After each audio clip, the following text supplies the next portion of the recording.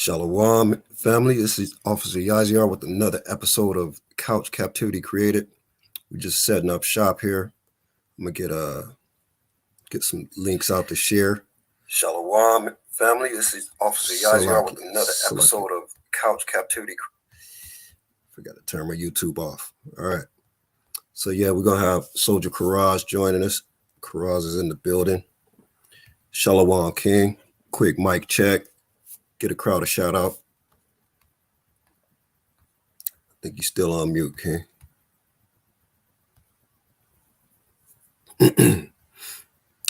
Shalom to the war dog Gamal. Shalom to that brother.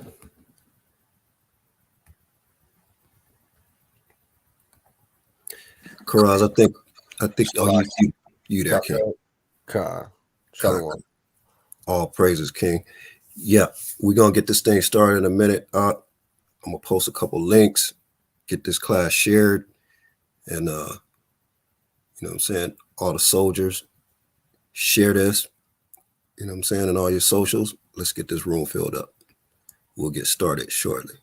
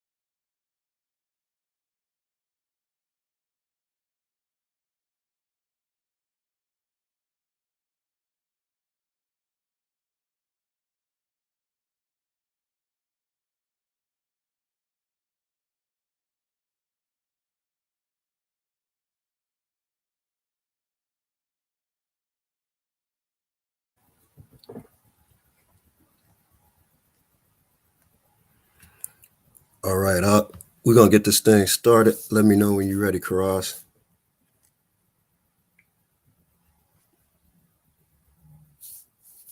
And we're gonna start on chapter 22. Pick it up from where we left off. And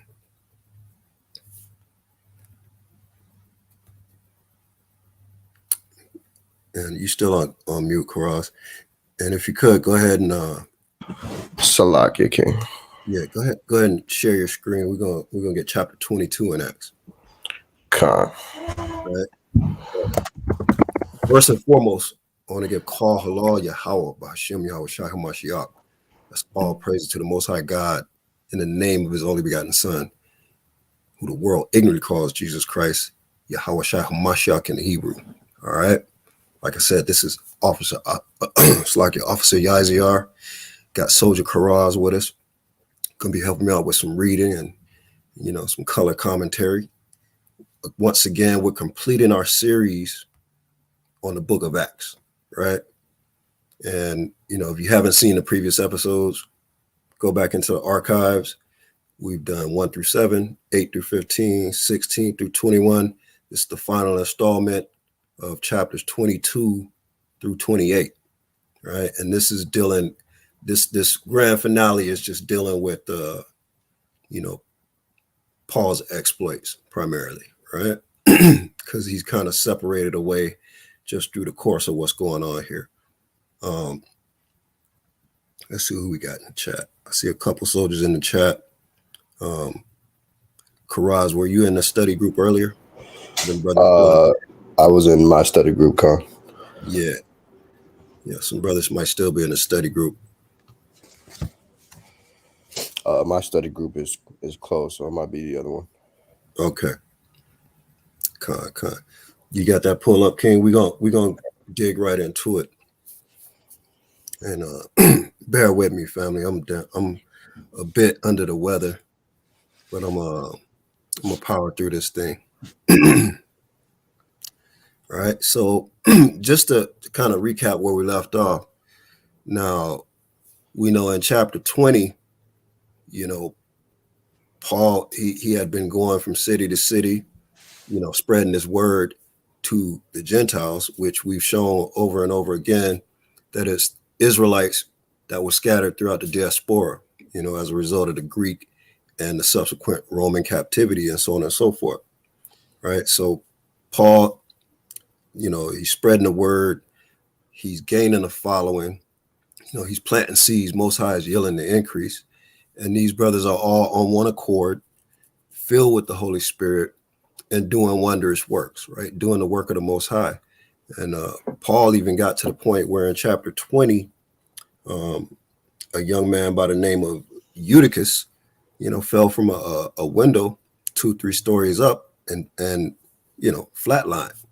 But Paul laid hands on him and brought the young man back to life, right? And that was just giving you an example of his spiritual gifts that the Most High gave him, right? For his diligence and his faith. But there's a certain sect of the Jews who didn't like that, right? They were filled with envy, right? And they were wicked men that didn't believe on the resurrection, didn't believe on Christ, and wanted Paul up out of there, right? They locked him up several times for speaking the word. And at this point in time, when Paul returned from his trip back to Jerusalem, the Jews, that sect of Jews, rallied together and locked him up. And, a group of 40 men vowed, to murder Paul, to kill him, right? So we're going to pick up on chapter 22. This is subsequent to Paul's arrest, right? And mind you, we're going to talk about it, but we know that he's talking to Israelites, of course, because the Jews arrested him. But even the crowd that he was speaking to, he spoke to them in Hebrew. And mind you, in chapter 21, the centurion was like, "Are you that Egyptian? How do you speak Greek?" Right? So we know Paul he was multilingual, right? We're going to talk about his birthplace and so on and so forth, just to show you definitive proof of the diaspora and who Paul purposely was going after. All right. So go ahead and start. Let's get like 1 through 6, I believe. Let's start out with that, Chris. Con. This is the book of Acts, chapter 22 and verse 1. Men and brethren and fathers, hear ye my defense, which I make now unto you. And when they heard that he spake in the Hebrew tongue to them, they kept the more silence. And he saith, I am verily a man which am a Jew, born in Tarsus, a city in Cilicia. Con. Let's pause right there for a second. I'm going to go back to the trusty map, right? Just so we get a picture. I want y'all to paint a picture of what's going on here. See what I'm saying? Because where Paul was born, I believe it would be considered modern day Turkey, right? Modern day Turkey, where Paul was born. Let's see what's going on here. Okay.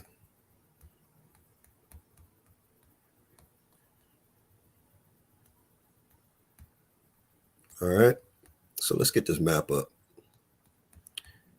Okay. So Cilicia, right?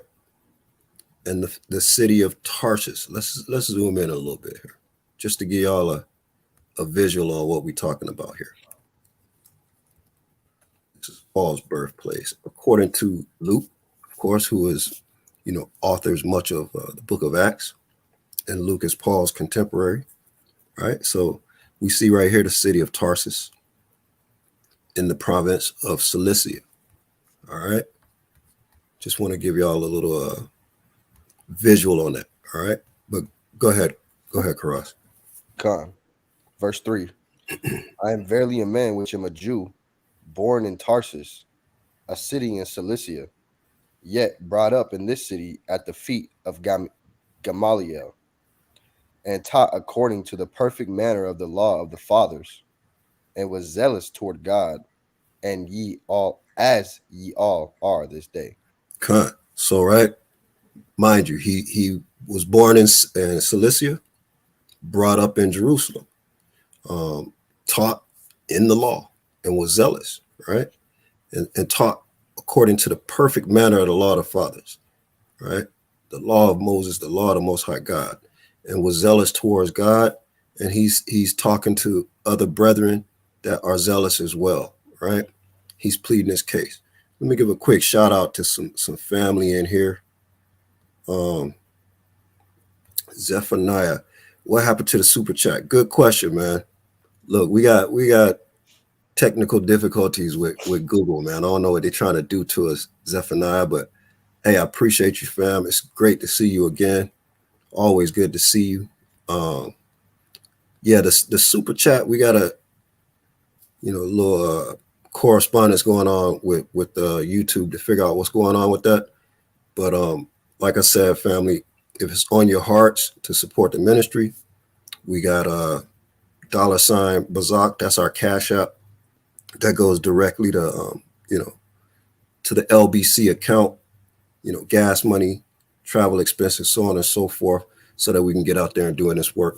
So if it's on your heart, family, that's the link right there. And we will definitely be working on getting that super chat back up. Greatly appreciate all of the family that has supported in the past and continue to support. All praises. But the number one way to support, smash that like button, share, comment, right? Subscribe if you haven't done so yet. Share all through your social media with your friends, family, loved ones, right? Let's get this word out here, family. That's the main thing we're concerned with, is getting this word up to the masses, to the lost sheep, so we can get up out of here. All right. But go ahead, Karaz, carry on, family. Verse 4. And I persecuted this way unto the death, binding and delivering into prisons both men and women. Right. Paul was a persecutor of the believers, right? He was a persecutor at first, but the spirit of Christ struck him from his horse on the road to Damascus, and put the spirit on him to repent and to go out there and be a powerful advocate for this word, right? Go ahead. We're gonna read through 5, and then we'll skip down some. Go ahead. Con. Verse 5. As also the high priest doth bear me witness, and all the estate of the elders, from whom also I received letters unto the brethren, and went to Damascus, to bring them which were there bound unto Jerusalem, for to be punished. Right. And so at this point, he's recalling his story of when, like I said, the road to Damascus, when he was humbled, knocked off his horse, blinded, right? Couldn't speak, couldn't see, couldn't speak, couldn't hardly eat, right? The spirit of Christ struck him down and humbled him, and fixed him up and put new wine in that bottle, right? And sent him out there on fire. So we can read through read 6 through 11, right? Ah. Verse 6. And it came to pass that, as I made my journey, and was come nigh unto Damascus about noon, suddenly there shone from heaven a great light round about me. And I fell unto the ground, and heard a voice saying unto me, Saul, Saul, why persecutest thou me? And I answered, Who art thou, Lord? And he said unto me, I am Jesus of Nazareth, whom thou persecutest. And they Right. that were with me saw indeed the light, and were afraid, but they heard not the voice of him that spake to me. And I said, What shall I do, Lord? And the Lord said unto me, Arise, and go into Damascus, and there it shall be told thee of all things which are appointed for thee to do. And when I could not see for the glory of that light, being led by the hand of them that were with me, I came into Damascus. Con. So, right, Paul is just recounting the story of, when Yahushua, approached him. The spirit of Yahushua approached him. And we all know that story. And we also know, as it was already stated in the beginning of this chapter, he was speaking to the crowd in Hebrew. And also when when the spirit of Yahushua visited him, he spoke to Paul in Hebrew, right? Just to let you know that this is our truth. This is our history, our heritage, right? It's not meant for anyone but Israel, right? So now keep in mind, Paul is he's being detained right now by the Jews. They want to hang him up. They want to string him up, stone him, take him out of there, right? So he's in front of a group of Jews has taken him in front of what I'm saying, the priests and the elders of the community, right? And chief priest that year is Ananias, right? And uh, Ananias, you're gonna see what he does. He's gonna deal with Paul, right? So let's go down to like 20, go down to 22, I believe. Let's see, is it 22? Yeah, 22. All right. Go ahead, King. God. And they gave him audience unto this word, and then lifted up their voices and said, away with such a fellow from the earth, for it is not fit that he should live. Mm-hmm. As they cried out and cast off their clothes and threw dust into the air. All right. The chief captain commanded him to be brought into the castle, and bade that he should be examined by scourging, that he might know wherefore they cried so against him. Right. So the chief captain is saying, let's take him to the castle and put him in a room, you know what I'm saying? And scourge him. Let's beat him and get some confessions out of him, right? Go ahead. And as they bound him with thongs, Paul said unto the centurion that stood by, is it lawful for you to scourge a man that is a Roman and, Now, this, uncondemned? now this is key. This is Paul using wisdom because he knows the law. He is a Roman citizen, right? And key point now, let's remember where Paul was born. Let me bring that up real quick. All right. It's Tarsus in the province of Cilicia, right? Rome, the actual city of Rome, is way over here, right? Actual Rome, right? You got Macedonia, which, Thessalonica, right? You got Sardis, Philadelphia, Smyrna, all these churches all the way over to Rome, right? There are Israelites residing there because of the captivity, right? Some Israelites worked for the Romans, and some Israelites were carried away through the diaspora and were born in these areas, right? So, but Paul is a Roman citizen because, mind you, a lot of the Pharisees and the Sadducees, a lot of the power brokers at that time, right, were in pocket with the Romans. That's why this sect of Jews, you're going to see the political play that they got going on. I just want to get y'all an understanding of the political environment at these times. So when Christians come at you and say, well, the Jews forsake Christ, we already know how many thousands of Jews believe from the work of the disciples.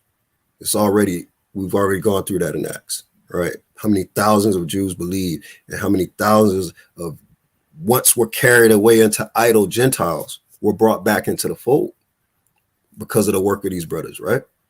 So this lets you know, okay, there's a reason why Paul is claiming Roman citizenship all of a sudden. Why? Because he knows the law, right? But go ahead, King.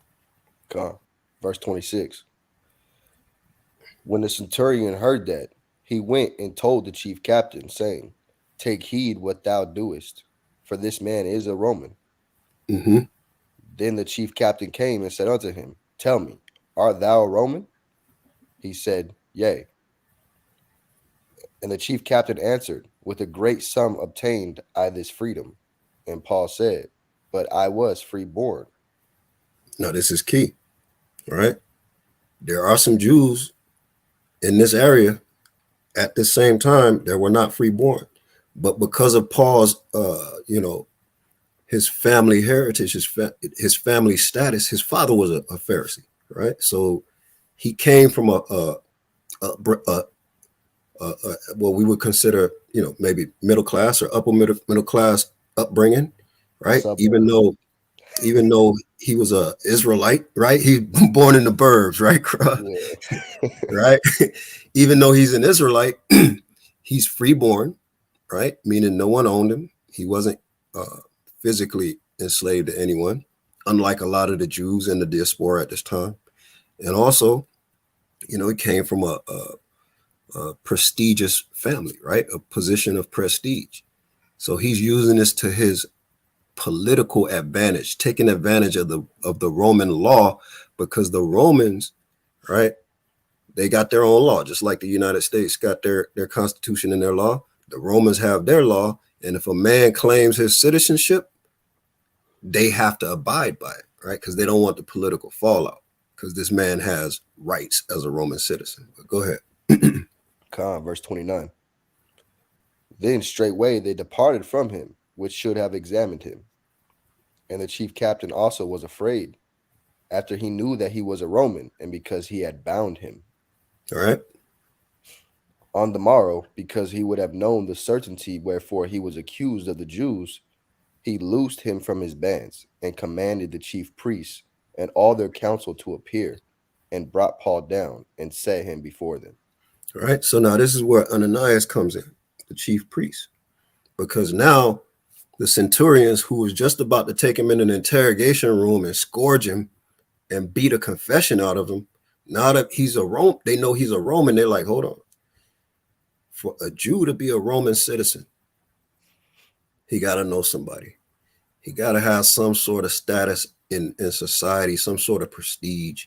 They don't want no political fallout, right? Because you got to imagine it's a tumultuous time in Jerusalem between the Jews and the Romans, right? You got certain sects of Jews, namely the Sicarii, who's out there murking Romans that's trying to trample over our territory, right? And then you got certain of the sect of the Jews that are working hand in hand with the Romans, right? But just like any power structure, the majority of the people, the majority of the Jews in this area were not power brokers, right? That's not how power works, right? Power is concentrated amongst the few because they need the masses to rule over, right? To do their work. So this chief captain, he's like, hold on. Yeah, no, I know what's going to happen if I lead this man with you Jews. I'm taking him with me, right? I'm taking command of this right now. Let this man loose, and we're going to take him in front of the chief priest as per your Jewish custom, right? So to speak, because he knew how the Jews operated, right? Let's go to the next chapter, King. Let's get 1 through 5. This is the book of Acts, chapter 23, verse 1. And Paul, earnestly beholding the council, said, Men and brethren, I have lived in all good conscience before God until this day. And the high priest Ananias commanded them that stood by him to smite him on the mouth. Then said Paul unto his Salaki, right out the gate, Paul's opening statement, and Ananias was like, slap that fool, man. Shut your mouth. So there's hostility out the gate for this man, right? Because the chief priest, the high priest, is getting word from his men that this man is becoming too powerful. Him and his band of followers are doing great works, causing a great murmur amongst the crowd, and we're starting to lose control and influence over our own people, right? And if we lose control and influence over our own people, then what's going to happen with the Romans? They're not going to like that, right? Because of the tumultuous environment that's going on right now. Jerusalem is under captivity by the Romans, and there are many revolts, not just in Jerusalem, but throughout the diaspora, right? Because let's just go a little bit of history, right? In the history books, you can read in the Western world's history books, you can read about the Roman Emperor Nero, right? And who in the chat can tell me what Nero was famous for? I'll give a quick 10 seconds. And then Karaz, after 10 seconds, if you know, you could chime in. All right. So look, Nero is famously or infamously known. So like your Karaz, was you going to chime in? I don't know. Okay, come on, all praise. Nero is infamously known for ruling at the time when all of Rome burnt. It's a huge fire, right? The burning of Rome, right? You go look it up, it's historical, right? Now, the controversy comes because apparently Nero wasn't good, with balancing the finances of Rome.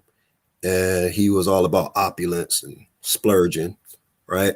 So Rome's financial situation was unstable. And a lot of things were, a lot of books weren't balanced and a lot of things weren't being taken care of. And it was starting to be an uproar amongst the Roman people, right? Going, what's up with our money? No different than how the Americans would act when they start crying about national debt and higher taxes, right? Like, you taxing us, but we got this debt and then we get taxed more and our gas go up, something similar to that kind of situation, right? So the people of Rome are starting to uproar and, like, Nero, what's up? What's going on? You know what I'm saying? So now Nero's plan, right, according to some historical accounts, was to purposefully start massive fires. Because for one, he was blaming the Jews for the financial problems. But two, he wanted to purposefully start massive fires throughout the city and blame it on the Jews, and then therefore give more fuel behind the fire for the average Roman citizen to further persecute the Jews, right? And we're going to get into this towards the end of this little lesson here, but keep that in mind. What historical time frame we're dealing with? We're dealing with the time frame of Nero, right? But go ahead, King. God. Verse 3. Then said Paul unto him, God shall smite thee, thou whited wall.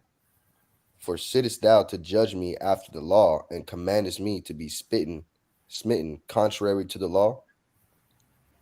And they that stood by said, Revilest thou God's high priest? Then said Paul, I wist not, brethren, that he was the high priest, for it is written, Thou shalt not speak evil of the ruler of thy people. Mm-hmm. Go ahead and get sick. But when Paul perceived that the one part were Sadducees and the other Pharisees, he cried out in the council, Men and brethren, I am a Pharisee, the son of a Pharisee, of the hope and resurrection of the dead. I am called in question. And right here he states his case. He says, I'm brought up on trial right now because of my hope. You know what I'm saying? The hope and the resurrection of the dead, right? Which is faith in Christ, because the dead in Christ shall rise first, right? And he's going around preaching Yahushua, right? Reviving the flock, bringing Jews back into the fold that were for generations upon generations living as heathens, considered Gentiles, not even speaking the language, not keeping the law, right? In fact, the contrary, praying to these Greek and Roman mythological gods, Jupiter and Saturn and all kind of foolishness, right? blood sacrifice, and all kind of abominations, and just outright fornication.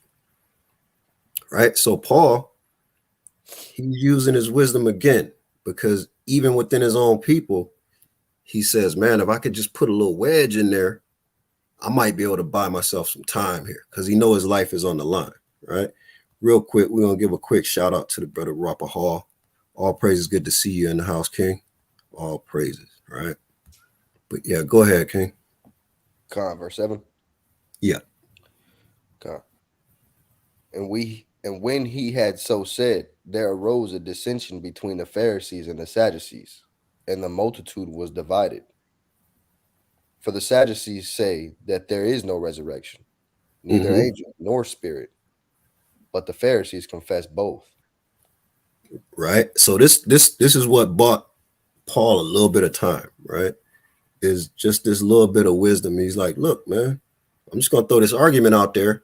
And so now even amongst the chief priests and the elders, the Pharisees and the Sadducees, there's a dissension, or you know what I'm saying, a split in opinion, and then also amongst the crowd, right? So Paul's buying himself a little time here. Now, nevertheless, right, these people are still out to get him. You see what I'm saying? Let's go down to 17. 17.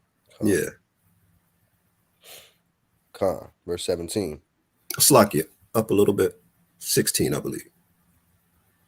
Verse 16. Yeah. And when Paul's sister's son heard of their lying in wait, he went and entered into the castle and told Paul.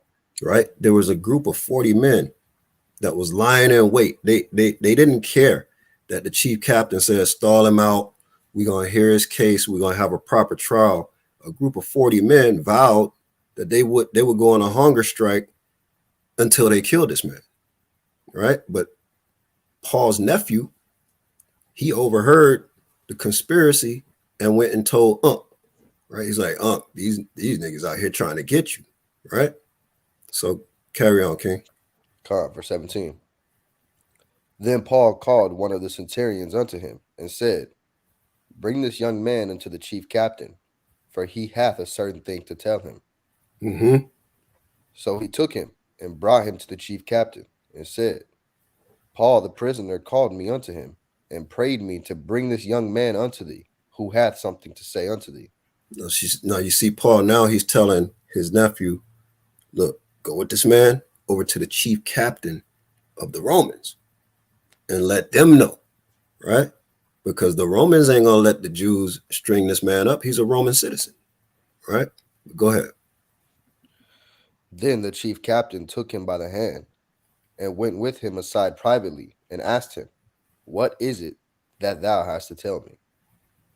And he said, the Jews have agreed to desire thee that thou wouldest bring down Paul tomorrow into the council, as though they would inquire somewhat of him more perfectly. But do not thou yield unto them, for there lie in wait for him of them more than 40 men, which have bound themselves with an oath that they will neither eat nor drink till they have killed him. And now are they ready, looking for a promise from thee. So the chief captain then let the young man depart and charged him, see thou tell no man that thou hast showed these things to me. Right. So now we see the politics going on, right? And moving forward, right? The centurions sent 200 soldiers, right? Scooped up Paul, and then, in the middle of the night, moved him up to Caesarea, which is up the coast from Jerusalem, right? On the coast of the Mediterranean Sea, north of Jerusalem. So now let's go to 31, just to get start with 31 just to wrap this up, right? Verse 31. Then the soldiers, as it was commanded them, took Paul and brought him by night to Antipatris. Yes. Antipatris or Antipatris, yeah. Verse 32. On the morrow they left the horsemen to go with him, and returned to the castle. Who, when they came to Caesarea and delivered the epistle to the governor, presented Paul also before him. Mm-hmm. And when the governor had read the letter, he asked of what province he was. And when he understood that he was of Cilicia, I will hear thee, said he, when thine accusers are also come. And he commanded him to be kept in Herod's judgment hall. Right. So now instead of him being, in the custody of the Jews that were out to get him, now he's in Roman custody, which we know that we're going to go to the next chapter. We know that Paul stayed locked up for 2 years waiting trial, but it was a lot of politics going on. And just to kind of put a pin on the politics of it, let's get John 11, right? And John 11, let's start maybe around 45. Okay. Right? Book of John, Shalakia. This is the book of John, chapter 11, verse 45. Then many of the Jews which came to Mary and had seen the things which Jesus did believed on him. Right? Again, many of the Jews believed on Christ. See what I'm saying? Never let a Christian tell you that, oh, salvation was given to the heathens because all the Jews turned on Christ. Not a fact, right? We know that it was a concentrated power structure that was in league with the enemy, with the Romans and the Greeks, right? That didn't want, Israel to, gain any power or gain any spiritual strength or any influence, right? Because they were happy dealing with the enemy. See what I'm saying? But go ahead. Verse 46. But some of them went their ways to the Pharisees and told them what things Jesus had done. Mm-hmm. Then gathered the chief priests and the Pharisees a council and said, what do we? For this man doeth many miracles. Right? They If they we plot. They plotting on him. Right? Now, this is a key phrase. It's going to tell you right here what their intention is. Right? Go ahead, King. if we let him thus alone, all men will believe on him, and the Romans shall come and take away both our place and nation. You see? You see their intent? They said it. If we let this man carry on performing all these miracles, doing all these wondrous works, all men will believe on him. Now, does all mean all? Of course not. Because no matter what, the Romans ain't going to believe on him. Right? The Romans are bound to their Caesar. Right? He's talking about all of the Jews. Because that's who was following Christ. Because Christ himself said, I am come not but unto the lost sheep of the house of Israel. And he instructed his men not to go into the ways of the Samaritans, not to go in the ways of the heathens, but to teach your people, right? So this is even more ammunition for any Christian that tries to come with that, replacement theology. All right. Go ahead, King. Verse 49. And one of them named Caiaphas, being the high priest that same year, said unto them, ye know nothing at all, nor consider that it is expedient for us that one man should die for the people, and that the whole nation perish not. Mm-hmm. And this spake he not of himself, but being high priest that year, he prophesied that Jesus should die for that nation. Key word, right, Karaz? Con. He prophesied. He let them know, look, this is prophecy. This is written in our book that it has to happen. And it has to happen for our sakes, right? The chief priest knew that. And he's telling these fools, y'all don't know nothing, man. Y'all don't know what y'all talking about, right? But go ahead and finish that up, the last 52. Con. and not for that nation only, but that also he should gather together in one the children of God that were scattered abroad. I mean, do Christians even read this stuff? Man, Read that one again, Karaz. God. Verse 52. And not for that nation only, Khan. but So, that Salakia, Salaki, not for that nation only. We went through this before, right? The kingdom will give into the hands of another nation, and nation in the sense of not outside the nation of Israel, but nation in the sense of the Greek word ethnos, meaning a group of people with commonalities. You know what I'm saying? Common language, common heritage, common lineage. Right. Matter of fact, let's get that word just to be sure. Nation. ethnos. Right. Ethnos. See what I'm saying? And we're gonna circle back because Paul uses this word a lot. Nation, right? Ethnos, right? Go ahead and read a couple of passages there. Khan, this is Strong's G 1484. Ethnos, a multitude, whether of men or of beasts, associated or living together. A company, troop, swarm, a multitude of individuals of the same nature or genus. Right? Basically relatives, Right. people that live together and have the same customs and so on and so forth, right? So let's go back to Acts. But I just wanted to preface that with the fact that, you know, keep in mind, bear in mind this political theme I'm drawing up here, because there's a lot of politics going on. This is why the Romans know that, hey, if this Jew is a Roman citizen, then he comes from somebody. His family are power brokers, and we already got enough strife with and he's a freeborn man, right? So you know he comes from somewhere. They don't want strife with the power brokers amongst the Jews. They want to keep the peace with them, right? Because they using them to control, the Jews that were not freeborn and the Jews that were not high in society, right? It's a typical political play of the Western world, and you see how politics is being run right here in the ancient times, and we can draw that parallel to today.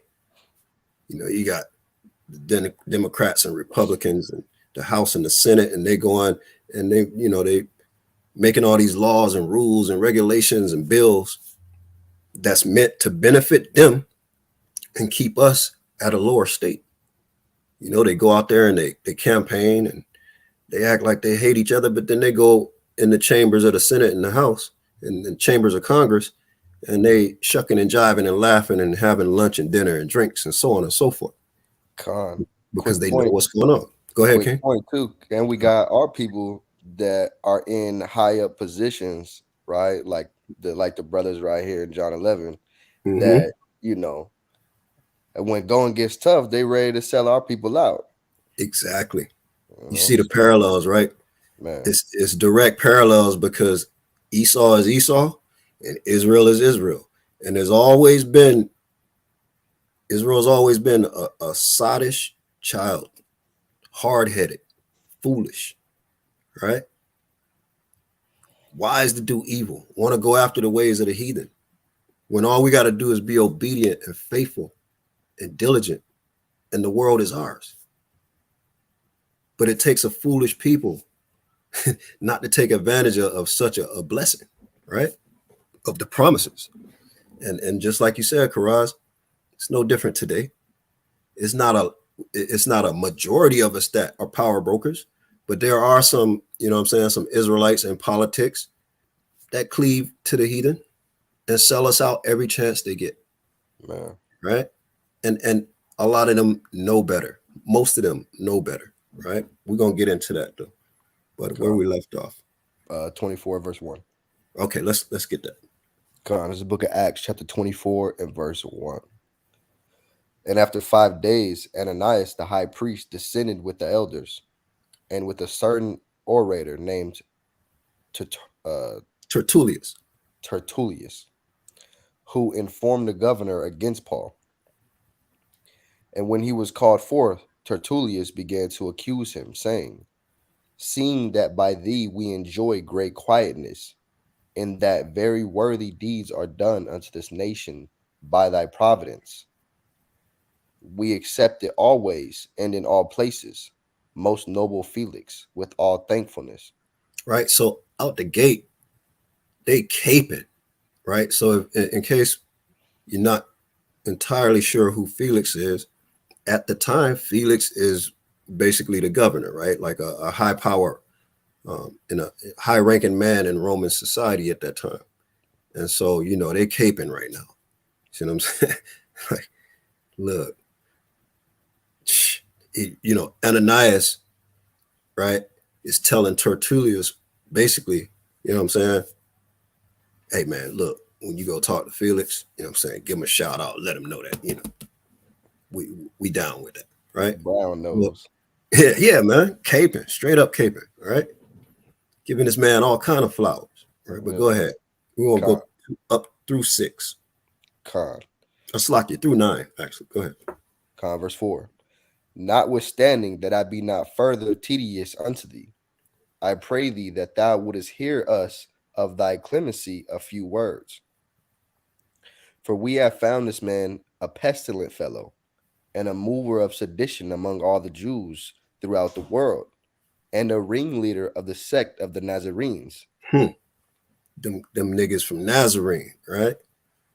Them ghetto. He hanging with them ghetto brothers, causing a ruckus up in the burbs, right?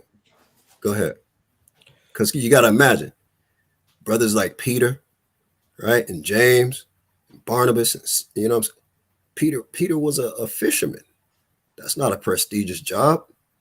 You around stinking dirty fish all day. It's a tough job. It takes a lot of physical exertion, right? You come home smelling like fish all day. These weren't what I'm saying, glamorous jobs and high society. These men were the blue collars, right?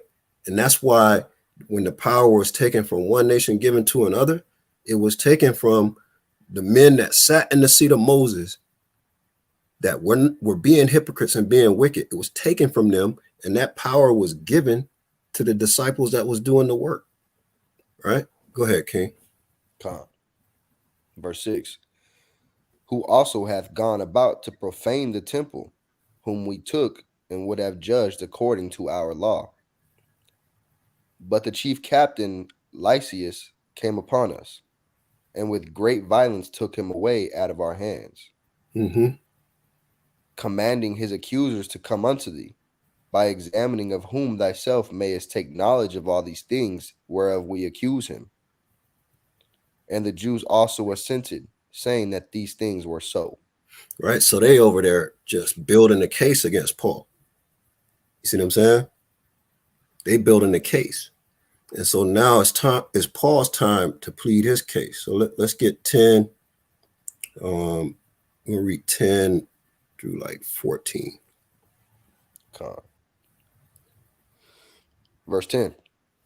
Then Paul, after that the governor had beckoned unto him to speak, answered, for as much as I know that thou hast been of many years a judge unto this nation, I do the more cheerfully answer for myself, because that thou mayest understand that there are yet but 12 days since I went up to Jerusalem for to worship. And they neither found me in the temple disputing with any man, neither raising up the people, neither in the synagogues, nor in the city.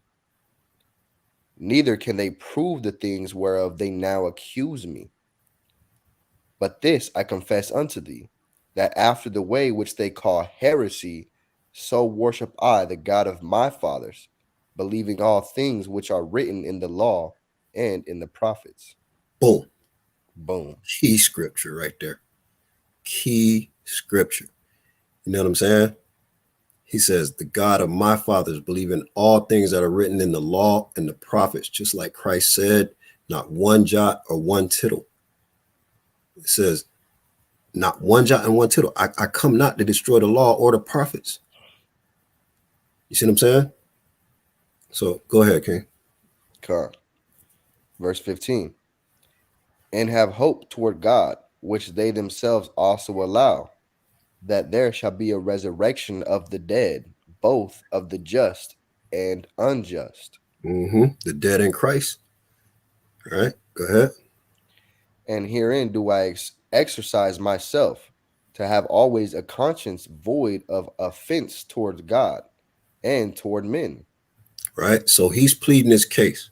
Let's go down to 22, and then we'll get to the point on this chapter. Verse 22. And when Felix heard these things, having more perfect knowledge of that way, he deferred them and said, when Lysias the chief captain shall come down, I will know the uttermost of your matter. Mm-hmm. And he commanded a centurion to keep Paul and to let him have liberty, that he should forbid none of his acquaintance to minister or come unto him. Right. So Paul is basically under lock and key, guarded 24/7. Nobody enter, nobody leave. Right, till they figure this out. But we're gonna see politics in effect again. Right. Go ahead. Verse 24. And after certain days, when Felix came with his wife Drusilla, which was a Jewess, he sent for Paul and heard him concerning the faith in Christ. Right. So here go Felix, a heathen, stinking dog. Right. No different than a lot of the people in the Herodian dynasty taking, you know what I'm saying, Israelite women for wives. You see? Go ahead, King. And as he reasoned of righteousness, temperance, and judgment to come, Felix trembled and answered, go thy way for this time. When I have a convenient season, I will call for thee. Yeah, man, that word was striking that demon spirit. He couldn't hear it, right? He didn't Right. even want to hear the truth. He said, go away, I'm gonna get with you later, right? But go ahead. He hoped also that money should have been given him of Paul, that he might loose him. Wherefore he sent for him the oftener and communed with him. Right. So look, this man is looking for the bag. He's like, all right, man, y'all want this dude that bad? Send the bag my way. Just to show you how wicked these people are, right? And how politics is afoot. They don't care about justice. They're not righteous men, by no means. And look, this man sat there for 2 years while they play politics, right? Go ahead. Verse 27. But after 2 years, Porcius Festus, or Porcius Festus, Mm-hmm. came into Felix's room, and Felix, willing to show the Jews a pleasure, left Paul bound. Politics, right? Now let's go to the next chapter, King. And at this point, it's politics going on, and the sect, a certain sect of the Jews, is in league with the Romans, right? They're the Romans' power brokers for the Jews, right? Because you know you got to understand they can't directly persecute the Jews. They can't with a heavy hand just come in beating people over the head and persecuting people in the street, because that will cause an uproar. So what are they using? They're using politics. They're using their own people to put the heavy hand on them. You see what I'm saying? So this is what's afoot right now. Now, in comes Festus, right? So Festus is also hearing Paul's case. Let's get 1 through 5 real quick, and then we're gonna skip down. Verse 1, Acts 25, verse 1. Mm-hmm. Now, when Festus was come into the province, after 3 days he ascended from Caesarea to Jerusalem. Then the high priest and the chief of the Jews informed him against Paul, and besought him, and desired a favor against him, that he would send for him to Jerusalem, lying wait in the way to kill him. Mm-hmm. But Festus answered that Paul should be kept at Caesarea, and that he himself would depart shortly thither. Mm-hmm. Let them therefore, said he, which among you are able, go down with me, and accuse this man, if there be any wickedness in him. right? So, again, here we go. Political football, right? But go down to 9. Con. Verse 9. But Festus, willing to do the Jews a pleasure, answered Paul and said, Wilt thou go up to Jerusalem and there be judged of these things before me? You see the wickedness? This man he already know this man lying in wait to kill this man. But he done went and talked to the Jews, and man, just let that man. We got the bag for you. Just let him slide out the back door. We'll take care of it, right? It's politics going on. Go ahead, get through 11. Con. Verse 10. Then said Paul, I stand at Caesar's judgment seat, where I ought to be judged.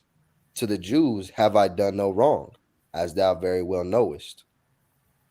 For if I be an offender, or have committed anything worthy of death, I refuse not to die. But if there be none of these things whereof they accuse me, no man may deliver me unto them. I appeal unto Caesar. Mm-hmm. Then Festus, when he had conferred with the council, answered, Hast thou appealed unto Caesar? Unto Caesar shalt thou go. All right, so he gets his appeal heard, right?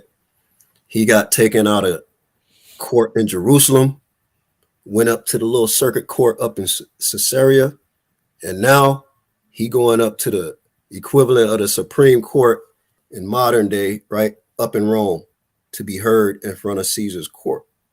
But in the meantime, right, let's go down to 13. 13. We're gonna read. Actually, yeah, we might as well start at 13 to get the context of Agrippa. But go ahead. Verse 13. And after certain days, King Agrippa and Bernice came unto Caesarea to salute Festus. Right.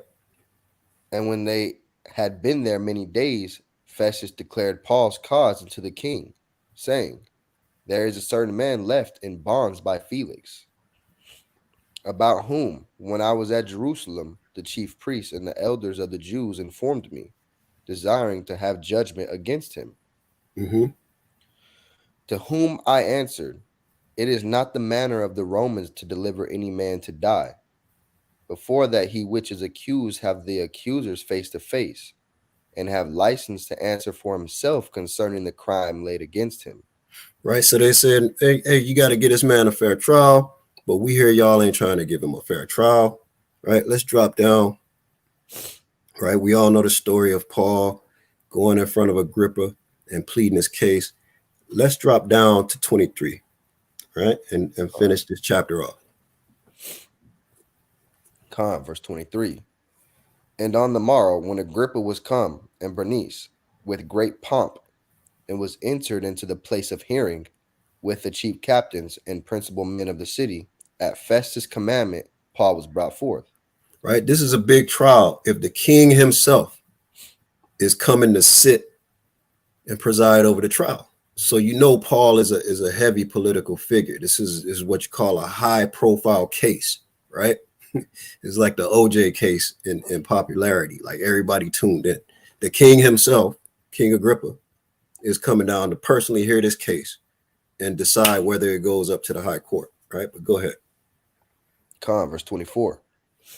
And Festus said, King Agrippa, and all men which are here present with us, ye see this man, about whom all the multitude of the Jews have dealt with me, both at Jerusalem and also here, crying that he ought not to live any longer.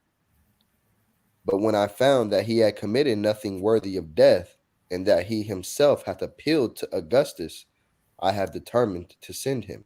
Right. Appeal to Augustus. Augustus is just terminology. It's a phraseology that speaks about the Roman elite, right? People that are exalted in Rome, like the Caesars and the kings and the governors and so on and so forth. It's the Roman upper power structure, right? And himself being a Roman citizen, he's appealing to that power structure for his judgment. But go ahead. Verse 26. of whom I have no certain thing to write unto my Lord. Wherefore I have brought him forth before you, and specially before thee, O King Agrippa, that, after examination had, I might have somewhat to write. For it seemeth to me unreasonable to send a prisoner, and not withal to signify the crimes laid against him. All right, let's go on to 26. All right. So we know chapter 26 is Paul's case in front of Agrippa, right? And we know this story, but let's get to the point. Let's go down to 28. The moral of the story is, you know, Agrippa hears Paul's case, and hey, you know what I'm saying? Let's read. Con, Acts 26, verse 28. Salaki, Then Salaki King. you Let's wanted to start at start at 25. 24? 25? 25, Con. because, yeah, you know. Yeah. Con. Acts 26, verse 25. But he said, I am not mad, most noble Festus, but speak forth the words of truth and soberness. For the king knoweth of these things, before whom also I speak freely. For I am persuaded that none of these things are hidden from him. For this thing was not done in a corner. Right? Everybody knows what's going on. This is no secret what's been going on, right? And here goes Paul's wisdom again, because just like, you know, a lot of the Roman power brokers, they love dealing with our women, right? And Agrippa was no different. But read. Con, verse 27. King Agrippa, believest thou the prophets? I know that thou believest. Then Agrippa said unto Paul, almost thou persuadest me to be a Christian. Almost, right? Said, hey, Paul. Agrippa's like, hey, Paul, you talking good, bro. Because he knew Agrippa understood with fine detail the customs of the Jews, right? He married a Jewess. He understood the customs of the Jews. You see what I'm saying? And he's saying, you almost, but it's not for him. He know that's not for him. He said, you almost persuaded me to be a Christian. And it's almost satirical, right? It's almost like, ha, yeah, good try. You talking good, but, right? But go ahead, King. Come on, verse 29. And Paul said, I would to God that not only thou, but also all that hear me this day were both almost and altogether such as I am, except these bonds. Right? Key word, almost, right? Paul is using wisdom again. Because what do you expect a man to do? He on trial for his life. You expect him to go cussing Agrippa out and saying, you dirty heathen, here's your judgment. This is what you can look forward to. And you know what I'm saying? You're gonna be in chains from can't see sun up to can't see sun down, working my vineyards with a whip on your back. Come on, man. He's at trial for his life. He's talking as proper and as prim as he can. Right? Go ahead, King. Verse 30. And when he had thus spoken, the king rose up, and the governor, and Bernice, and they that sat with them. And when they were gone aside, they talked between themselves, saying, this man doeth nothing worthy of death or of bonds. Then said Agrippa unto Festus, this man might have been set at liberty, if he had not appealed unto Caesar. Right. So look, this is the decision that Agrippa made. Right. Look, he ain't done that wrong. You see what I'm saying? And if we let him go to the Jews, they're gonna kill him. So you know what? He knows that he can't be set free. What Agrippa is saying, this man should be set free. Why is he in front of my court? He ain't done nothing wrong. But Paul knows that if he's cut loose into the streets of Jerusalem, this man lying in wait to kill him. So he's like, no, nigga, take me up to you know what I'm saying, Rome. Get me up out of here, right? But go ahead, King. Con, we in 27. Yeah. Con, this is the book of Acts, chapter 27 and verse 1. And when it was determined that we should sail into Italy, they delivered Paul and certain other prisoners unto one named Julius, a centurion of Augustus' band. Right. And entering into a ship of Adramitium, Adramitium. Yeah. Adramitium, we launched, meaning to sail by the coast of Asia, one of uh, Aristarchus, Yeah. Aristarchus. a Macedonian of Thessalonica, being with us. Mm-hmm. And the next day we touched at Sidon, and Julius courteously entreated Paul and gave him liberty to go unto his friends to refresh himself. Come on, and let's pause right there because it's a good time to bring the map back up. Right. Let's go into the trusty map. You see Sidon, right? And mind you, this is Judea down here, right? This is Jerusalem. So from just up the coast from Jerusalem is Caesarea. This is where the trial was being held. From there, they go to Sidon. And then from Sidon, they sail, right? Here's the path where they sail, past Pamphylia, Italia, right? Right. So keep in mind this path, right? But we're going to continue on. Let's go back to the book. Go ahead, King. Con, verse 3, verse 4, Salakia. And when we had launched from thence, we sailed under Cyprus, because the winds were contrary. Mm-hmm. And when we had sailed over the sea of Cilicia and Pamphylia, we came to Myra, a city of Lycia. And there the centurion found a ship of Alexandria sailing into Italy, and he put us therein. All right. So just to go back to the map real quick. You see the route, right? And the reason why they sail below Crete or Slakia, the reason why they sail a certain path is because it was a more of a favorable, it's more protected or more favorable waters, right? So, they're going through all these places on their way to Rome. And we know the moral of the story. The winds pick up, right? Let's skip down to 13 up and just get to the point of that. We know the winds pick up and there's a shipwreck. Actually, Slakia 14. Okay. Verse 14. But not long after there arose against it a tempestuous wind. Yeah, tempestuous. Let's start from the top again. Verse 14. But not long after there arose against it a tempestuous wind called Euroclydon. I think that's how you say it. Yep. Verse 15. And when the ship was caught and could not bear up into the wind, we let her drive.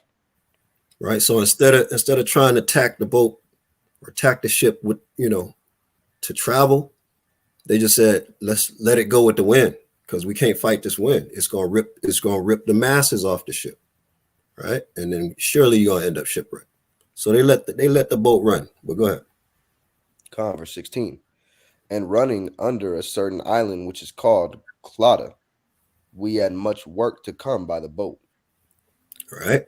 You see these little islands. You can refer to if y'all don't have a link to the map, I'm gonna paste the link to the map in the chat real quick, just so y'all can have this for reference. You know what I'm saying? That's a link to the map, right? And just to go back, it's real helpful to follow along with this visual. You see what I'm saying? You know what I mean? You see how they're hugging the coast because of the winds. If you're way out here in this open ocean, you're saying, well, if they left from Sidon, how come they just didn't hit Crete and then You know what I'm saying? Stock up at Crete, then hit Sicily and going up. Look, man, this is the Mediterranean Sea. If you out in the open ocean, and look, if a storm is coming in, it's coming in, you know, from the you know how pressure works. It goes from a big area and concentrates into a small area. So all of that wind is coming into that area. So they had to hug the coast, right? But let's get back to it, King. Go ahead. Verse 17. Which, when they had taken up, they used helps, undergirding the ship, and fearing lest they should fall into the quicksands, straight sail, and so were driven. Yeah, they straight sail, meaning they dropped the sails, right? And wherever the wind took them, that's where they went. Con. It's like not drop the sails, but hoisted the sails and let the wind take them instead of trying to tack and navigate how ships usually do or sailing vessels do, right? Right. Go ahead, King. Verse 18. And we, being exceedingly tossed with the tempest, the next day they lightened the ship. Mm-hmm.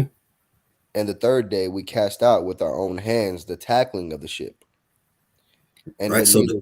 so like they trying to get as much weight off the ship as possible because the more the ship sits in the water, the more chance you got of sinking or hitting rocks. Right. So they trying to lighten the ship. They throwing out all the gear as much as they can to weather this storm. Go ahead.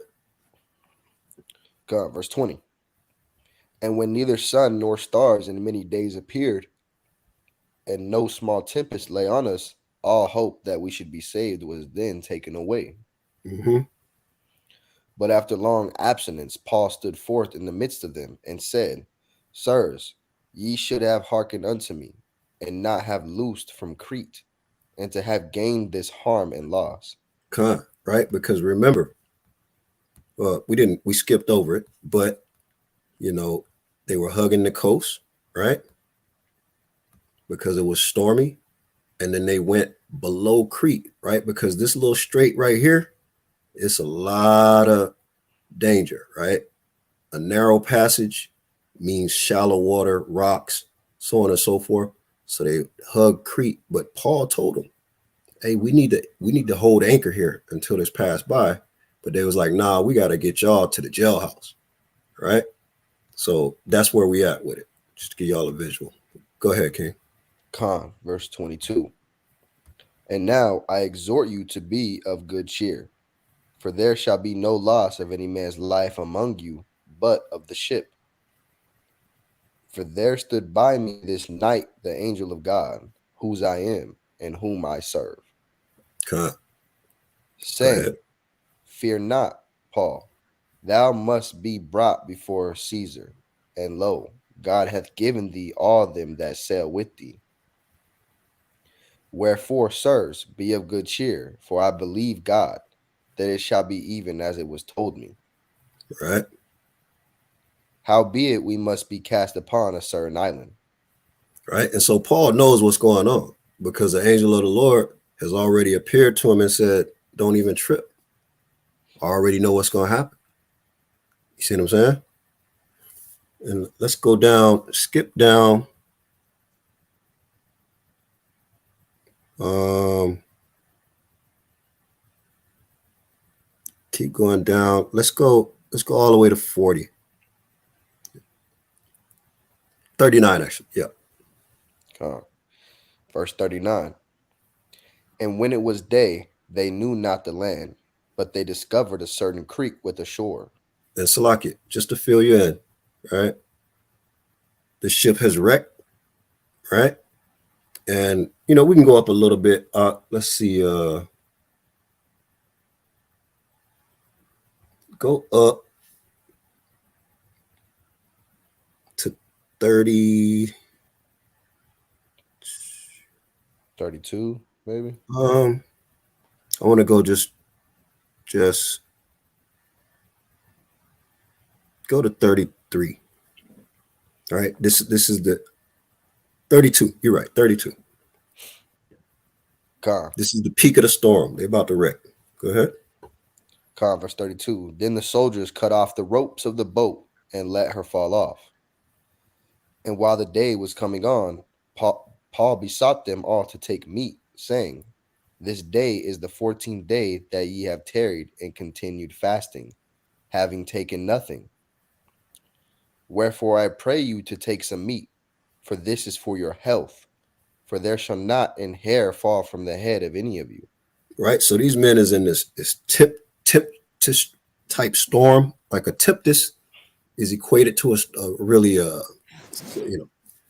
powerful storm, right? Powerful winds. These men are fasting and praying. You know what I'm saying? Their life is in danger. It finally gets to the point where they can't even keep anchor. They got to cut the anchors loose and just let it do what it do. And Paul is like, look, man, eat. You're going to need your strength. We're going to be good. Go ahead. Verse 35. And when he had thus spoken, he took bread and gave thanks to God in presence of them all. And when he had broken it, he began to eat. Mm-hmm. Then were they all of good cheer, and they also took some meat. And we were in all in the ship 260 souls. Mm-hmm. And when they had eaten enough, they lightened the ship and cast out with the wheat into the sea.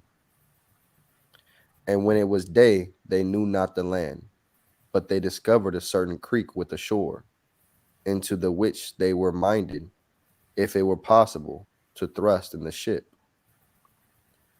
And when they had taken up the anchors, they committed themselves unto the sea and loosed the rudder bands, and hoist up the mainsail to the wind, The mainsail. or the mainsail, Mm-hmm. to the wind, and made toward shore. And falling into a place where two seas met, they ran the ship aground, and the forepart stuck fast and remained unmovable, but the hinder part was broken with the violence of the waves. And the soldiers' counsel was to kill the prisoners, lest any of them should swim out and escape. But the centurion, willing to save Paul, kept them from their purpose, and commanded that they which could swim should cast themselves first into the sea and get to land. Mm-hmm. And the rest, some on boards, and some on broken pieces of the ship. And so it came to pass that they escaped all safe to land. Right. Everybody, just like Paul said, not a hair on nobody's head was harmed. And so that goes to show you, you know, they would have just murked all the prisoners had it not been from because of Paul. Because number one, the centurion knew that Paul was a high value prisoner.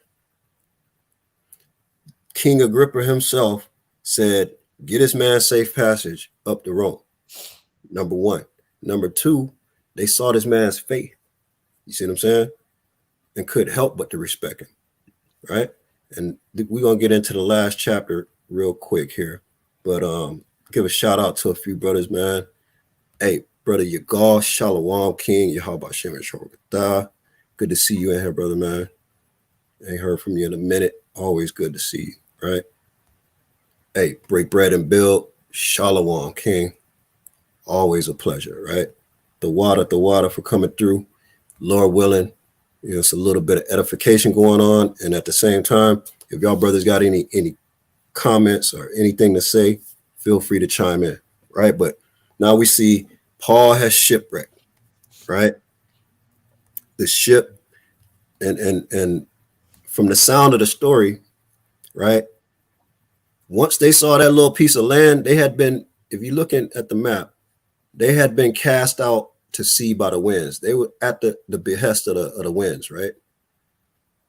And at this point, they see a little piece of land and they like, look, we're gonna run this thing aground and get up off her, right? Because they know if they run up aground in Malta, you know, you're not far away from some help, right? They can do what they need to do rather than being cast out into sea and lost in deep waters, right? So at this point, they run up aground on Malta. And as you can see, Malta is in the middle of nowhere. It's a small little island. You could barely see it on the map, right? And people who live there were considered barbarous, right? Or barbarians, meaning they spoke a different language, they had a different culture, so on and so forth, right? But go ahead, King. Read. Let's get 1 through 6. Con. And when they were escaped, then they knew that the island was called Melita. Is that the same as Malta? Yeah, yeah. Okay, con. And the barbarous people showed us no little kindness, for they kindled a fire and received us every one because of the present rain and because of the cold. Hey, so these people received them, you know what I'm saying, with kindness, right? Built them a fire, said, come, break bread, right? Go ahead. And when Paul had gathered a bundle of sticks and laid them on the fire, there came a viper out of the heat and fastened on his hand. Uh-huh. A poisonous snake, right? Go ahead. And when the barbarians saw the venomous beast hang on his hand, they said among themselves, no doubt this man is a murderer, whom, though he hath escaped the sea, yet vengeance suffereth not to live. Right? They say, hey, this man must be getting his judgment right now, right? Go ahead. And he shook off the beast into the fire and felt no harm. Howbeit they looked when he should have swollen or fallen down dead suddenly. But after they had looked a great while and saw no harm come to him, they changed their minds and said that he was a god. Whew. Right? Ye men of Israel, ye are gods. Because if the Lord is with you, who can be against you? Right? God, It's just, a living testimony of what Paul has to go through. All these tough times, man. His own people trying to stone him and rat him out and straight up blaspheme his name and have him brought up on false charges and plotting to kill him. Right? He getting bitten by snakes. Hell, he even had to go to council and you know what I'm saying, get straightened out by his own kinfolk, by his own fam, some of the other disciples, right? So you know he didn't have an easy life. He didn't come into the truth and was like, all right, I'm in this truth now. It's gonna be clear sailing. This shipwreck is a perfect analogy of how rough and tumble life is for a man of the Most High. A man of God has to weather the storm, has to go through that tempest and have faith that you're going to come out on the other side. See what I'm saying? And Paul is a living testimony, and he's on this island of barbarians and get bit by this snake and shake it off like ain't nothing. And they're like, this man is a god. Yeah, he's right. He's an Israelite. See what I'm saying? Go ahead, King. Con, verse 7.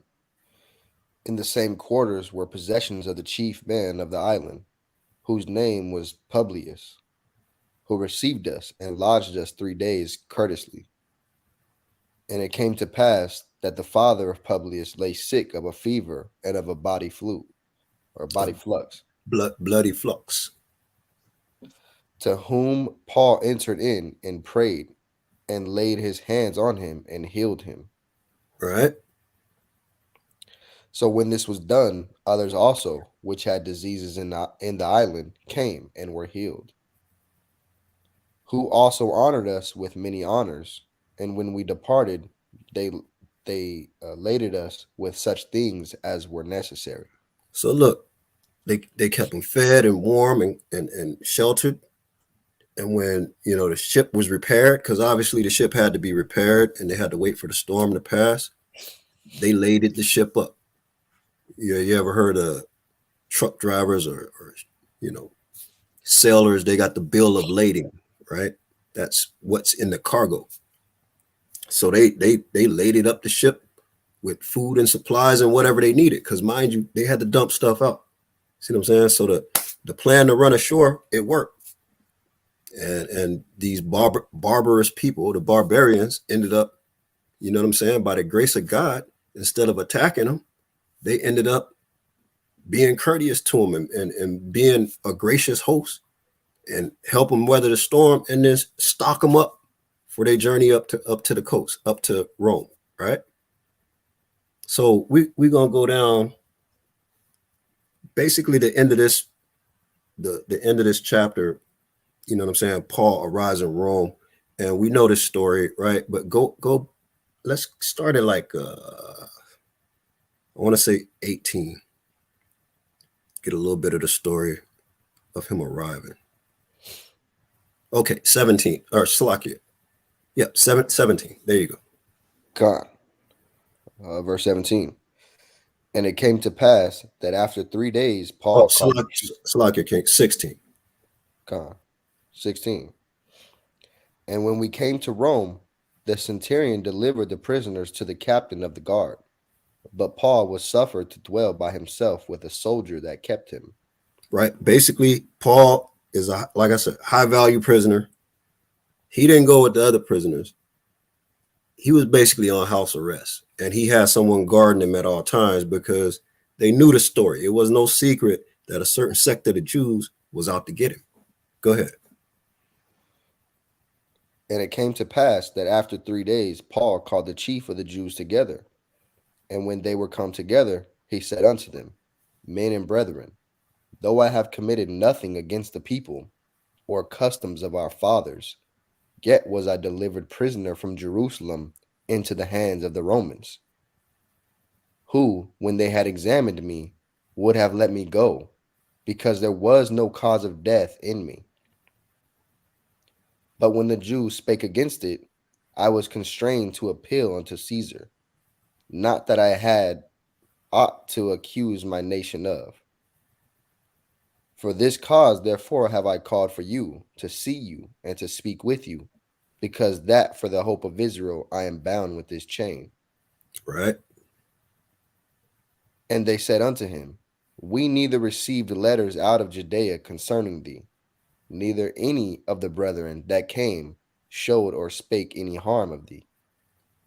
Now, this next verse is real key. Real key. All right. Read this next verse, King. But we desire to hear of thee what thou thinkest. For as concerning this sect, we know that everywhere it is spoken against. We know these dudes are bloody, right? We know these dudes are wicked. Everybody's talking about how wicked they are. So we want to hear you out. That's essentially what's going on, right? Go ahead, King. Let's go ahead and Uh, finish it up. Finish up 28. Con 23 228. Con. Yeah. And when they had appointed him a day, there came many to him into his lodging, to whom he expounded and testified the kingdom of God, Mm-hmm.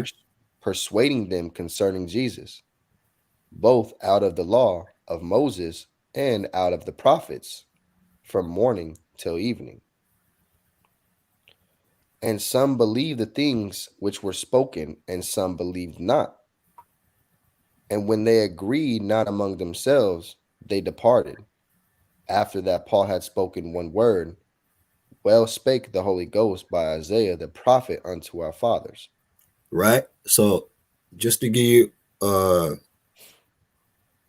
we're gonna read the next two verses, and then after the next two verses up, um, let's go to Isaiah 6. But matter of fact, scroll down. Let me see. I think 28 is the last. 29. Can you scroll down? 29, 30. Yeah. Read the next two verses, and then we're gonna go to Acts 6. I mean Isaiah 6. 6, verse 26, saying, Go unto this people and say, Hearing ye shall hear, and shall not understand, and seeing ye shall see, and not perceive. This is key, right? Because Paul over and over says, I'm speaking according to the law and the prophets. I'm not going against what my forefathers said, meaning, namely Christ. You know that Christ said he came for the lost sheep of the house of Israel. And number two, in Isaiah, who is Isaiah talking about with people that have ears and hear not and eyes that see not? He talking about the saddest children of Israel. You see what I'm saying? So go ahead and get that last one, and then we'll get Isaiah. Verse 28, Be it known therefore unto you that the salvation of God is sent unto the Gentiles, and that they will hear it. right? And so this, again, Christians will try to go here. And despite all of the other evidence that Paul is for his people, they're going to think that word Gentiles means heathens. When we know Paul himself was born way in Turkey, right? We know that the diaspora was all the way as far as Rome, because when he got to Rome, there was Jews there waiting to hear him all day and night. You see what I'm saying? And so he's calling those people that were born in those areas and lived in, he's calling them Gentiles. But guess what? They're also referred to as Jews. You see what I'm saying? So Christians like to eisegete and go to one or two verses, but look, it's just too much evidence in this book for them to hold a case. They can't go against this word, right? So go start at 9, right? This is the book of Isaiah, chapter 6 and verse 9. And he said, Go and tell this people, hear ye indeed, but understand not, and see ye indeed, but perceive not. Mm-hmm. Make the heart of this people fat, and make their ears heavy, and shut their eyes, lest they see with their eyes, and hear with their ears, and understand with their heart, and convert and be healed. Right? So this is the Most High God through the prophet Isaiah saying, look, they're not going to get it. And I'm not going to physically blind them and physically make them deaf. I'm going to let them see, but not see, and let them hear, but not hear. They just not going to get it. And until the time it is for a people to get it. See what I'm saying? And in fact, go to Isaiah 32. Start around 3. All right, because there will be a time where we get it, right? Go ahead. This book of Isaiah, chapter 32 and verse 3. And the eyes of them that see shall not be dim, and the ears of them that hear shall hearken. You know what, King?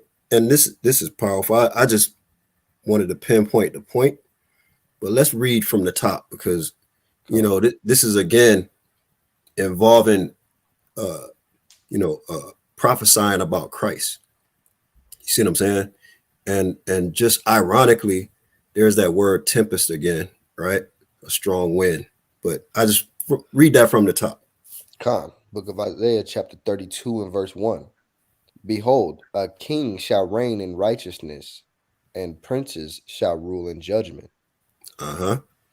And a man shall be as an hiding place from the wind, and a covert from the tempest, as rivers of water in a dry place, as the shadow of a great rock in a weary land.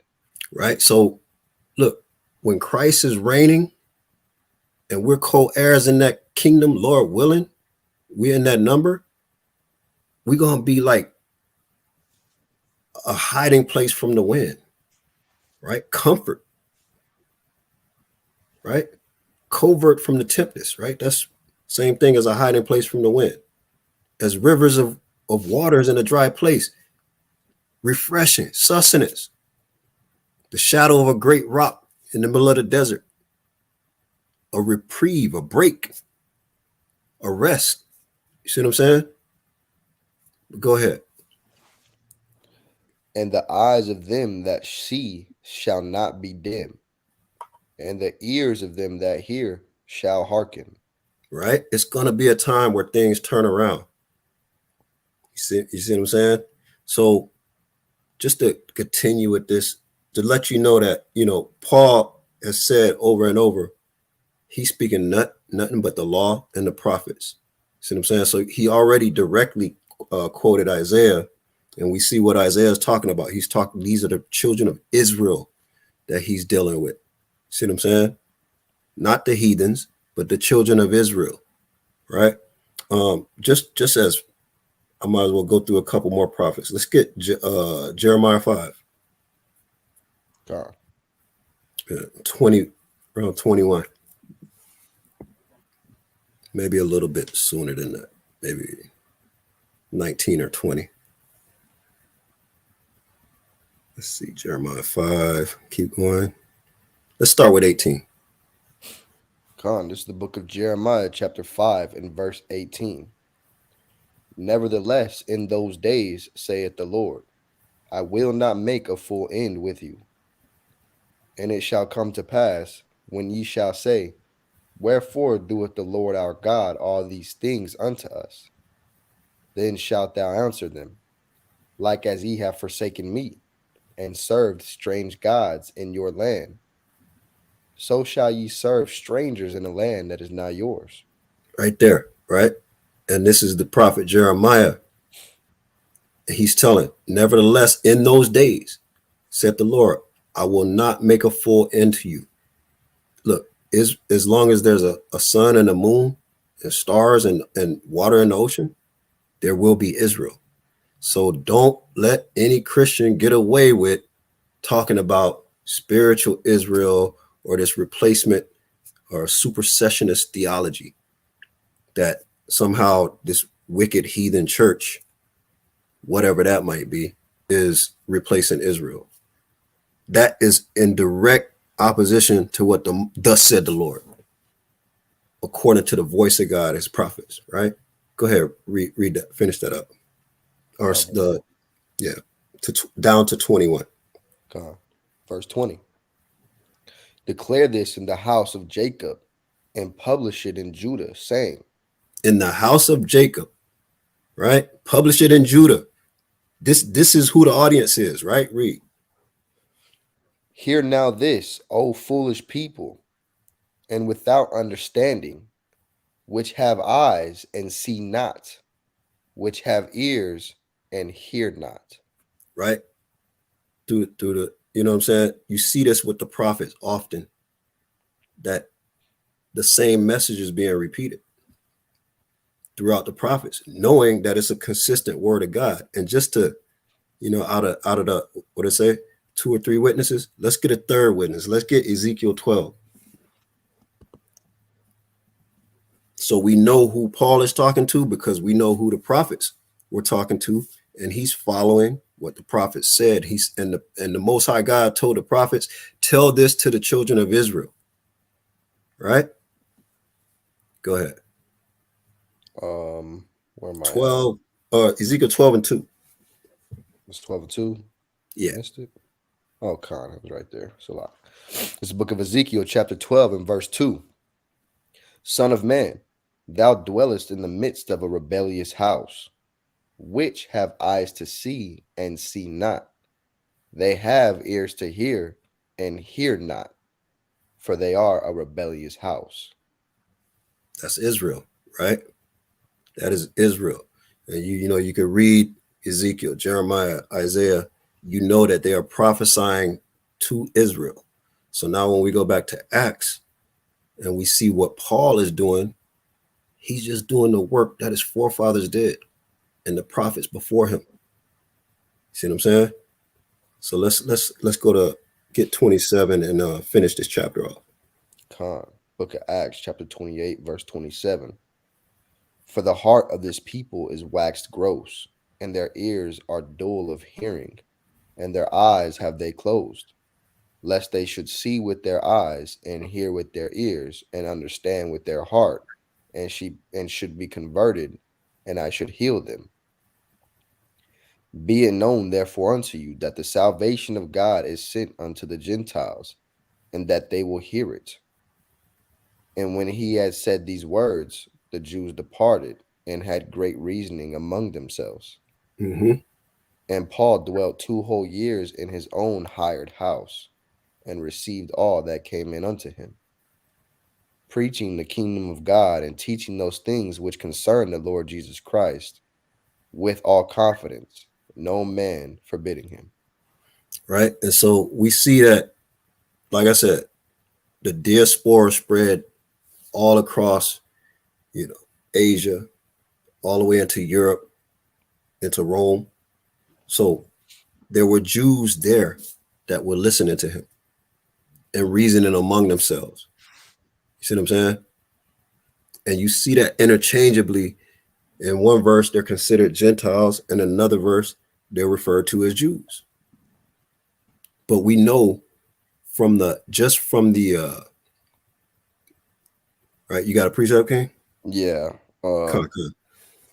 Go ahead, Uh, bring your precept up. yeah, Con, like how, like what you was just about to say, how one instance they're Mm-hmm. called Jews, and in another instance they're Gentiles, or the other way around, vice versa. Uh-huh. Where's that? Verse 20. Yeah, Con. Right here, I'll start at verse 19. And when I'll start at 18. And the day following, Paul went in with us unto James, and all the elders were present. And when he had saluted them, he declared particularly what things God had wrought among the Gentiles by his ministry. Uh-huh. When they heard it, they glorified the Lord and said unto him, Thou seest, brother, how many thousands of Jews there are which believe, and they are all zealous of the law, proving Come. that everywhere Paul was going, he was preaching to Jews. That part. Clear out to Rome, right? Yeah.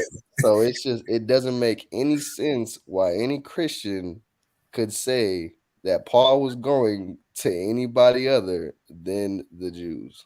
And you know, no matter how many times you reiterate it and let them know, right? And we just went to the last verse of the last chapter of Acts. Right. And this is what Paul did till his last dying day. And now Acts, you know, the author of Acts, for the most part, we can attribute a lot of these writings to Luke, right?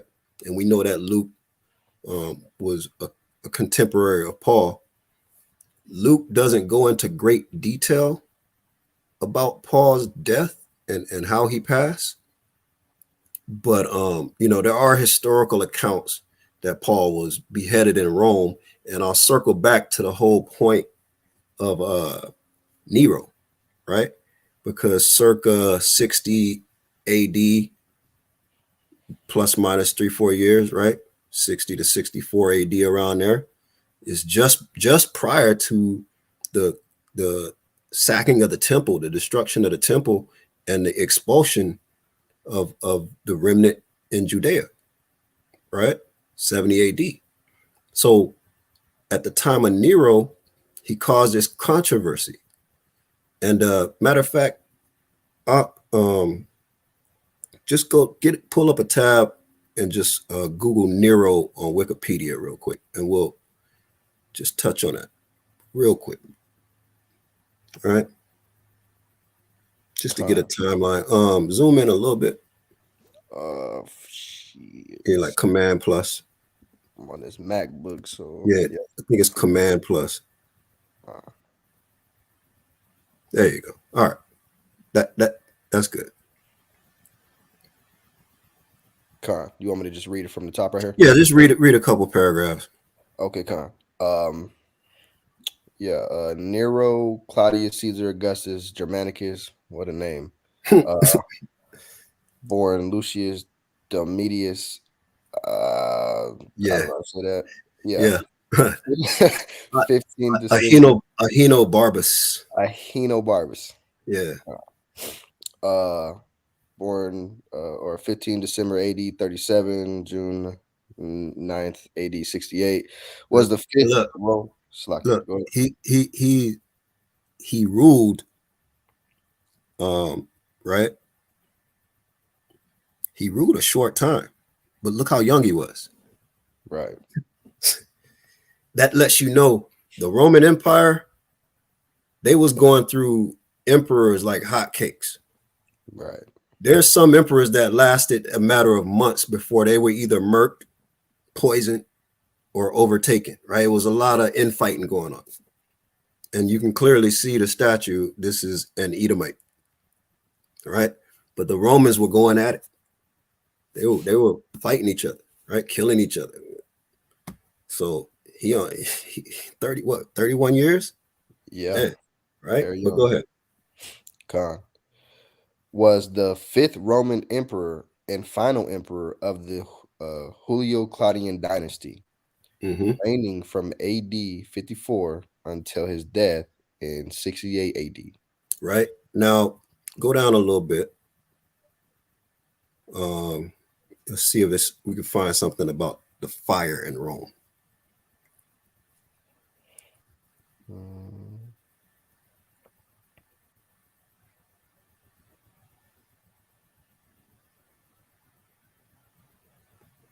Oh, he was the one that did the whole amphitheaters? Yeah, yeah. That's interesting. Uh, Just Google in the Google, just so it might not be on this particular article. mm. Google Nero Rome burning.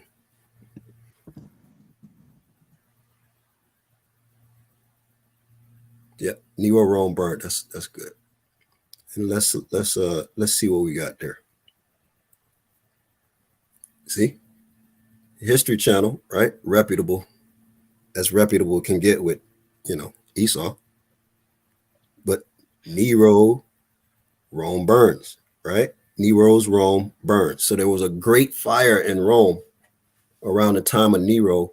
And I bring this up because a lot of historical accounts say that because Nero, was pilfering the coffers of the Roman treasury, meaning splurging out the money, he was all about the pomp and I'm saying, the show. He would build these big coliseums and have, Israelites come in and do battle against great beasts type thing. You know what I'm saying? You ever seen the old Roman movies where they got the gladiators, right? Yeah. Yeah, that's Nero. And so he was all about opulence and, splurging and just ran through the money. And when people start, getting wise to the fact that he wasn't handling the money well, he used the burning of the city as a means to antagonize the people even more against the Jews, which led to the events of 70 AD because it was a big, big uproar against the Jews, and Romans were going around persecuting Jews at will since that thing happened. So Paul is in house arrest in Rome at this time. So it was a tumultuous time. So if we go back to Acts, um, right, we go all the way down to the end, you know, Luke ends the story with saying, and Paul dwelt there and, received all that came to him, preaching the kingdom of God. But we know that he remained in Rome, and the historical accounts are that, he was beheaded in Rome. We got some spam in here, shouty. Mm-hmm. Right. And so I think it's let me get 2 Timothy 9, just to give you an account to show you. 2 Timothy 9, I believe it is. Oops. Um, let's see. 1 second. I don't think there is a 2 Timothy 9. Is there? Let me see if I got it. Might be 1 Timothy. Hold on.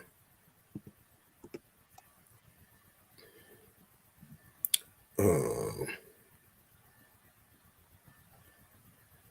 because while Paul was locked up, of course, he wrote his brothers a lot, and one of his letters was to Timothy. And Timothy is essentially Paul's protege. You know what I'm saying? Paul circumcised Timothy. So let's see, where is that at?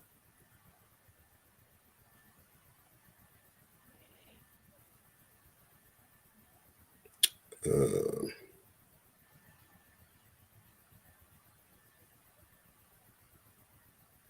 and a lot will say this is Paul's last letter.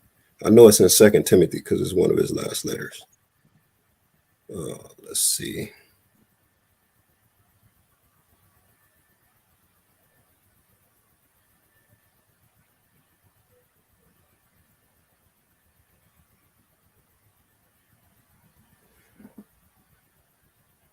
Mm, 1 second. Bear with me here. Second Timothy.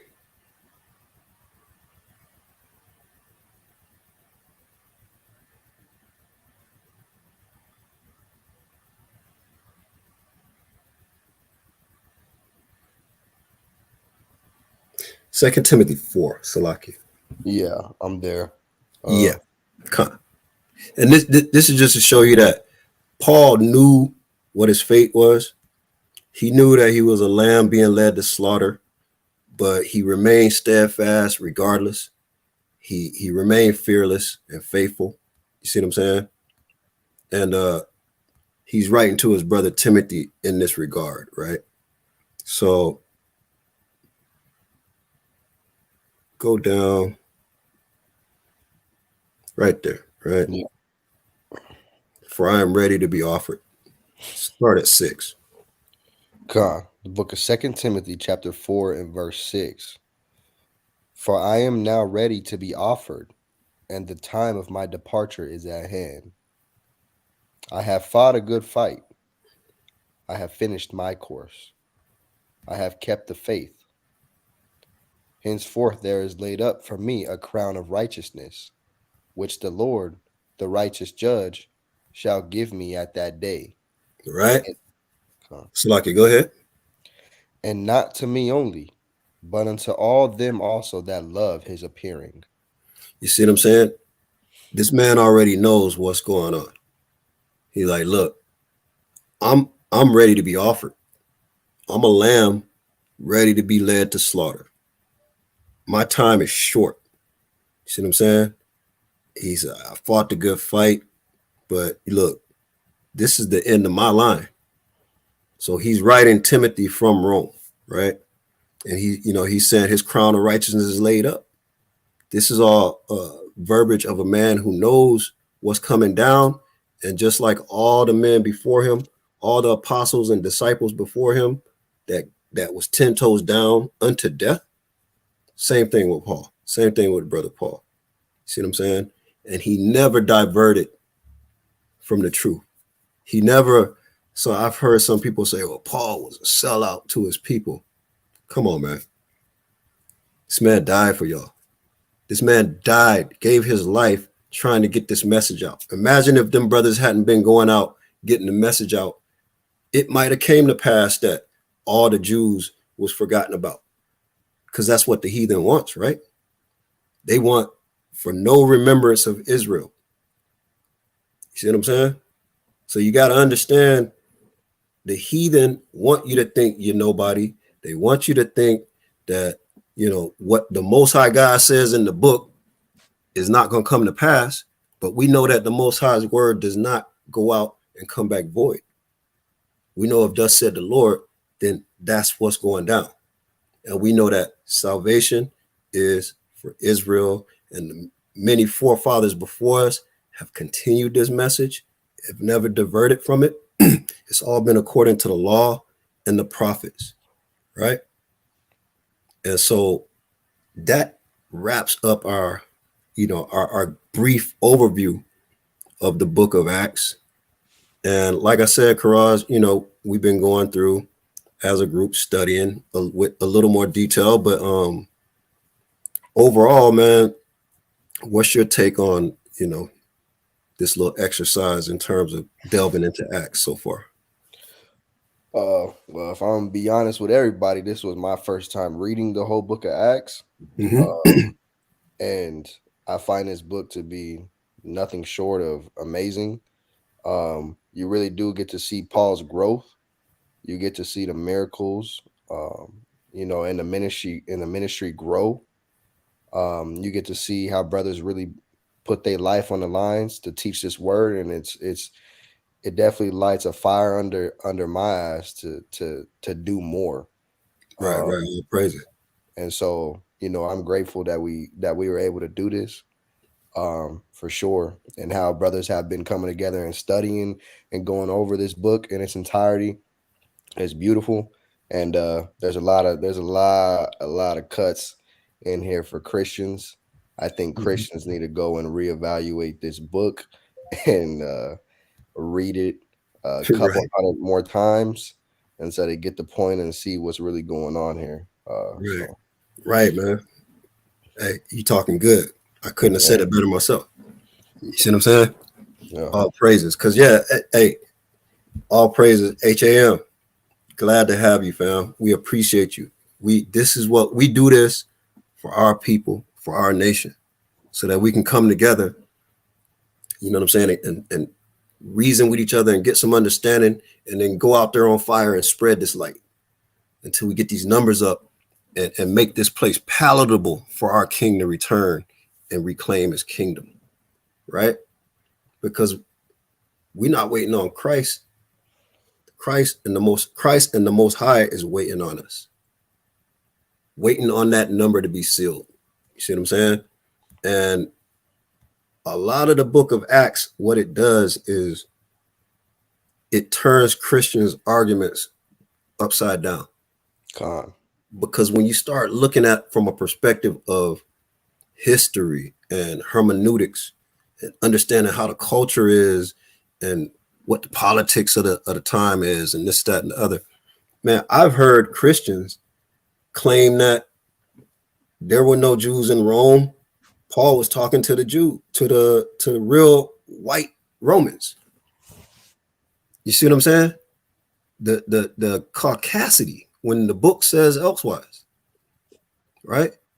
And we know that there were Jews that were born out there that lived out there. No different than Paul. Paul's born way in Turkey, was modern day Turkey, right? Because we know that there was a diaspora, and to all four corners of the earth. So that's just a high level glance, skim across the surface of things. And like you said, Karaz, we've been going in depth into it, and we're going to continue to go in depth into it. And just for me personally, reading Acts, it makes the epistles make more sense. Like, oh, I get it. This is why the tone of his letter to Timothy is like this, because he's locked up and he know his time is near. He know he in Rome, he can't come back to Jerusalem because his own people gonna murk him. And then it's the Romans is starting to make a tumult. So he just gonna sit where he at and do what the Most High God had willed him to do, which was go to Rome and spread this word. You know what I'm saying? And he was con. 10 toes down until the last day. But yeah, all praises. You know what I'm saying? We're gonna continue that in-depth study, King. And then, like I said, after that, we'll start examining a lot of the Paul's epistles. You see what I'm saying? Con. Like that letter to Timothy, it puts it in a different perspective, right? Knowing that he's locked up, he know the end is near, and then Yeah, he's writing, you can read it in his letters. He know what's going on. right? And he's writing to his protege. You see what I'm saying? Like almost like a passing the torch. Right, You feel me? And then right, we know that there was definitely a structure or a hierarchy. So right. when one brother goes, another one got to take the baton, right? And now, when reading the epistles, you can get a better understanding of why he says certain things in his letters.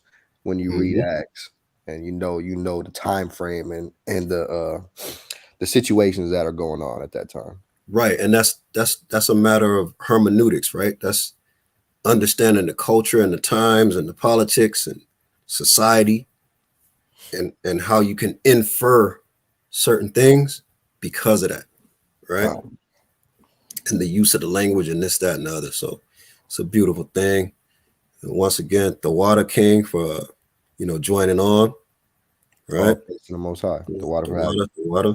Hey, want to give a few more shout outs. Atha Pender, Shalom, right? Good to see you in the house, King. You know what I'm saying? Right? Hey, Tamayam, brother Tamayam, all praises. You know what I'm saying? Sakari Riverside Soldier, right? We already gave a shout out to Break Bread and Bill, but let's give him another one. You know what I mean? It's good to see folks in here on the regular, we appreciate you, and Lord willing, we give you something to take away with you. You know what I mean? A little bit of insight, a little bit of understanding, or maybe just a different perspective for you to go and examine and follow your own thread. You know what I mean? But all in all, that's gonna wrap up our little series on Acts. But let us know what your thoughts are. We want to hear some feedback, right? We want to hear some feedback. We want to hear, if any questions came about. You know what I'm saying? Hey, Athah been lurking like he said he'd been lurking like a ninja, like a real Sakari, right? The original ninjas, the original assassins with cloak and dagger assassins, right? All praises, Athah. But yeah, I mean, leave us some comments. You know what I'm saying? Let us know if anything stood out to you or if any questions. We'll gladly, you know what I'm saying, revisit that and bring it up. And if you read something and found some breakdowns and some some gems in there, let us know. Let's build. You know what I'm saying? But from here, we got the foundation laid, and now we're going to examine them epistles, right? All them letters, right? To all the churches and even letters like he wrote to Timothy. You feel me? So we're going to get into that, and it's going to be a beautiful thing. And it's just going to be nothing but we stacking daggers for these Christians that want to come against the Most High God word. Just put it like that, right? Stacking daggers. We ready. All right. Hey, I'm going to give you the last word, Karaz. Anything else? Nah, man, I ain't got much, but all praise to the Most High God, man. All praises, King. Hey, the water again, and the water to the family for joining us. You know what I'm saying? And with that, I want to give Call Halal Yahweh, Hashem Yahweh Shai, and Kwam Yasharallah. Kwam Yasharallah.